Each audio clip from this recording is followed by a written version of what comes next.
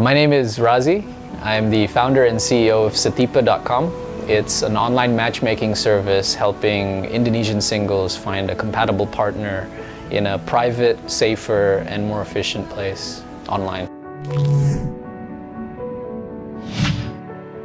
Well, Setipe.com again focuses on healthy relationships between people. Initially, we're looking into the romantic space, online dating. So helping people in Indonesia to meet compatible singles. And what that means is it tries to follow how Indonesians typically find their spouse or find their life partner. In Indonesia, it's a more conservative society. We typically meet our partners through our friends or family or people that we trust outside of work and school. And then we're not very good with conversation, so we like to be introduced. We don't pick up people in the bar as much as in the West.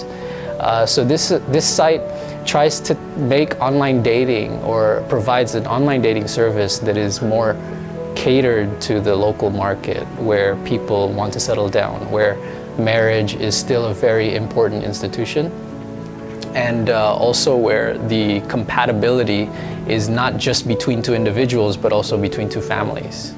Because we're very conservative, very traditional, typically, where if you get married, it's between two families, not two individuals. So we're trying to cater that by matchmaking people on a lot of factors, on demographic preference, personality, compatibility, but also socioeconomic factors. I think if you look at our society, it's closer to where India is than the West, where, you know, similar sites, I think, in India have sprung simply because of the need of the market. So in the future, we want to expand that, because I think we can use our technology and our brand to not just help online singles, but to help offline singles, but also to help online couples. I believe that you have to cater women, because wherever the women are, the guys will follow. And I think it's very important to make women feel comfortable online. Because if we look at what's happening around the world in terms of the news stories, especially in Indonesia, where there's a lot of abuse towards women, and, you know, we're talking about, you know, if we look at online dating in general, what happens is that, here's the problem. Women, the doors are open where guys can access them, and guys will send them a lot of messages. So it's being able to help them to curate who gets to send them the message is the solution. Whereas for guys, it's not opening the door to people that they can communicate to, but it's about making sure that they get a reply. So for guys, it's about increasing reply rates. In other terms, if you're gonna throw a shot, making sure that it hits the target. For girls, it's about getting shot less. And here's the point that we've learned is that when a lot of these people learn about who they are better, you know, learn about who they are, what are their strengths, what are their weaknesses, it's about learning to be able to identify who you are and communicate it openly, communicate it confidently, and accepting that this is who I am, and also realizing that if you do that, the people that are going to be attracted to you are the people that are compatible for you, naturally. And the people that are turned off by you, by being yourself, are the people that are not compatible for you. So it's a really, I think, natural way for you to actually make your search for a partner more efficient. Specifically for Indonesia, are two things that I learned that I didn't know before. First is that socioeconomic matchmaking is a factor here. So what you see, for instance, in Facebook is that the initial early adopters are middle upper class people who have first access to the technology. Then let's say Facebook over the last few years has become more of a mass social network, and what you're seeing is in Indonesia it's mostly C and D. So a lot of the A and B people who felt comfortable in this social network before now are moved to Instagram, you know? Tinder is the same thing. It used to be really cool, but then you see a lot of the really upper class, you know, people in society stop using Tinder because they're swiping left more than they're swiping right. So what you see is, you know, in Indonesia, socioeconomic matchmaking is important. And we learned that because when we first launched, we just basically asked all of our friends to join. And then most of them are from big cities, most of them have went to school abroad, and then we got replies from them. We hit TV initially, so we had a huge mix of people from across the country because of the TV, broadcast. And what we're finding is they're compatible, but they're not incompatible from a socio-economic standpoint, and therefore it caused friction. In Indonesia, it's similar to India, where there's an unwritten caste system, I think, if you like. Not quite the same, but quite similar, meaning that if you were born into a middle class or upper class or rich family, you wouldn't date your driver. You wouldn't date your housemaid. You wouldn't date your barista. You wouldn't date the shopkeeper, so there's these classes, and I think our matchmaking system had to address that because people were receiving matches that were compatible, but socio-economically they were really far apart. So that was one. The second is, in Indonesia, we're really bad at starting and developing conversations. This is very important. In the West, for some reason, you guys have been trained to start conversations and develop them. You have the confidence to go up to a girl in a bar or in a cafe and say, hey, what's up? My name is so-and-so, how's the weather, whatever. In Indonesia, we don't have that. We have introductions. So, hey, Ivan, meet Tamara. She's a good friend of mine. She likes ice cream. I hear you like ice cream too, don't you? You guys have something in common. That's how they approach it. So, what that leads to, and I think this is cultural as well, is really bad conversations. So when we analyzed the keywords, right, we looked at all the keywords, 90% of first messages are similar. It's basically similar. In Indonesia, they say salam kenal. It is basically just going greetings. And then 50% of the first reply is greetings to you.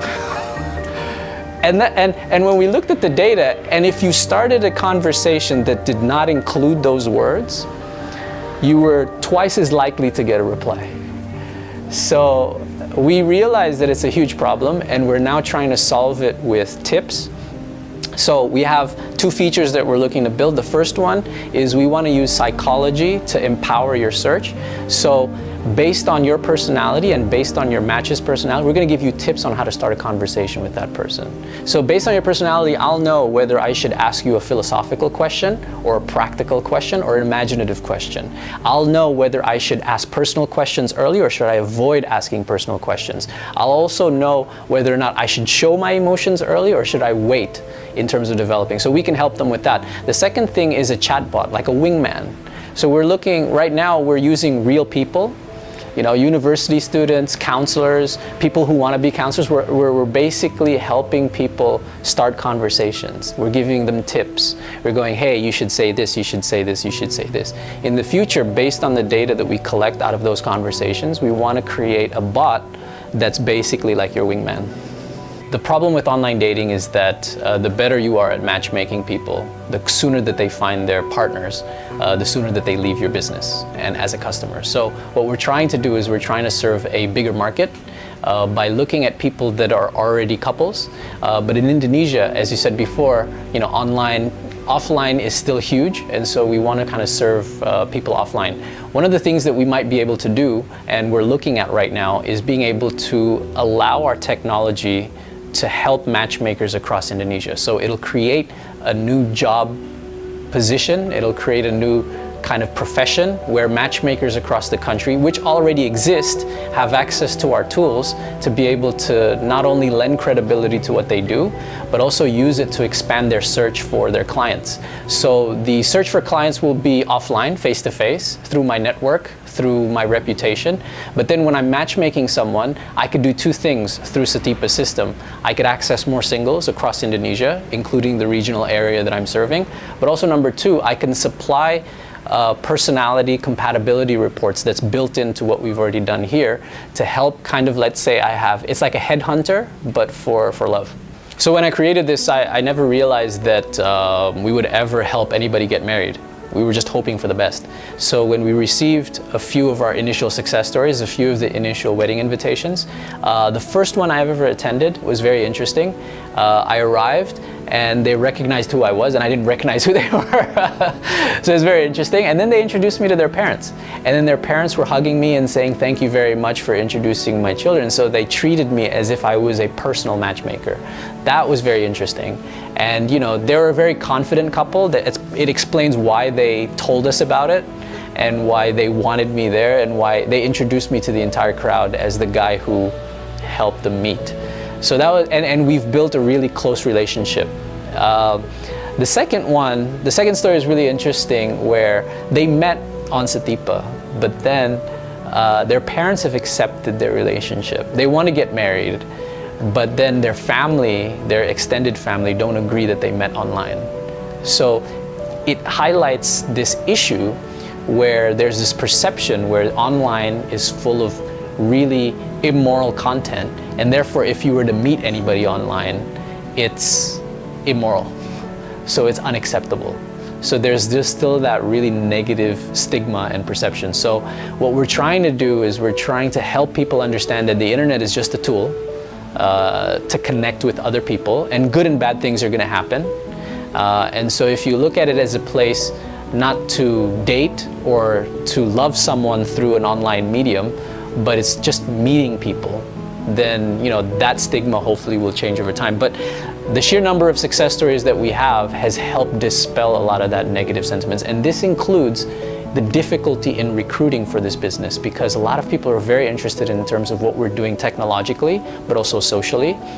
But it's difficult to explain to their parents, who want them to work for a big bank, for a big company, and what is this? What are you, matchmaking people now for a living? You know, and they don't realize that behind it is some serious tech, and behind it is an opportunity to create something from scratch and be more involved in the day-to-day of and the building of a business. So a lot of really parents here are still involved in their children's careers and even in their marriages.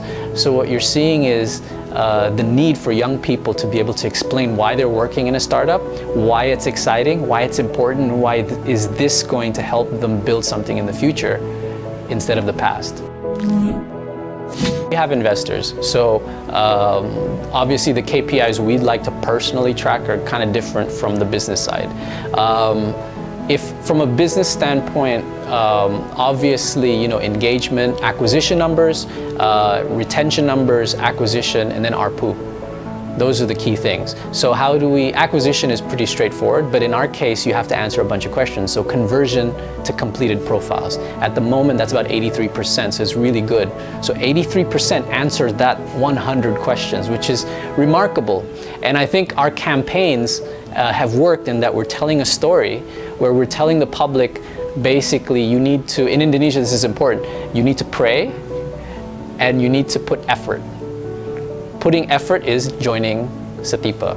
So that has helped increase our conversion from 45%, these campaigns, from 45% when we started to about 83% right now. So that's astonishing. The second part is daily active users, it's messages sent, number of matches introduced, all these kind of things are very important.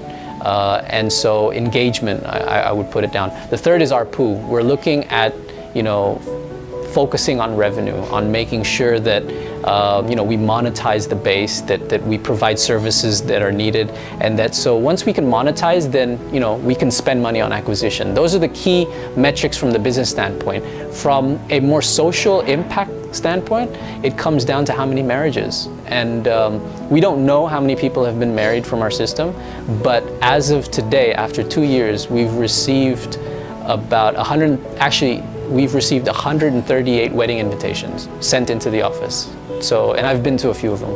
We have about 600,000 signups on Setipe since late 2013. And we've introduced about 7.5 million potential couples. 4.5 million conversations have taken place and 138 wedding invitations. We're still not sure how many people actually have gotten married.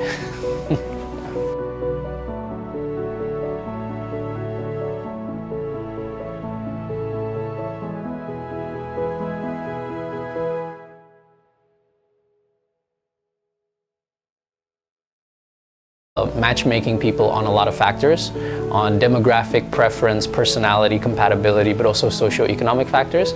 I think if you look at our society, it's closer to where India is than the West, where, you know, similar sites I think in India have sprung simply because of the need of the market. So in the future we want to expand that because I think we can use our technology. Initially we're looking into the romantic space, online dating. So helping people in Indonesia to meet compatible singles. And what that means is it tries to follow how Indonesians typically find their spouse or find their life partner. In Indonesia, it's a more conservative society. We typically meet for... My name is Razi. I'm the founder and CEO of Setipe.com. It's an online matchmaking service helping Indonesian singles find a compatible partner in a private, safer, and more efficient place online.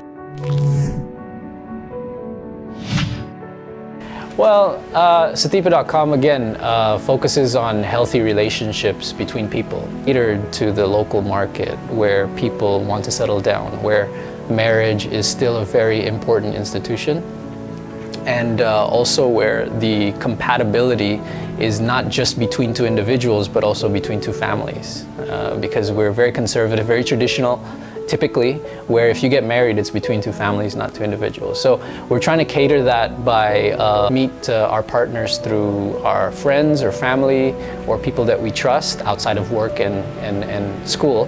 And then we're not very good with conversation, so we like to be introduced. We don't pick up people in the bar as much as in the West.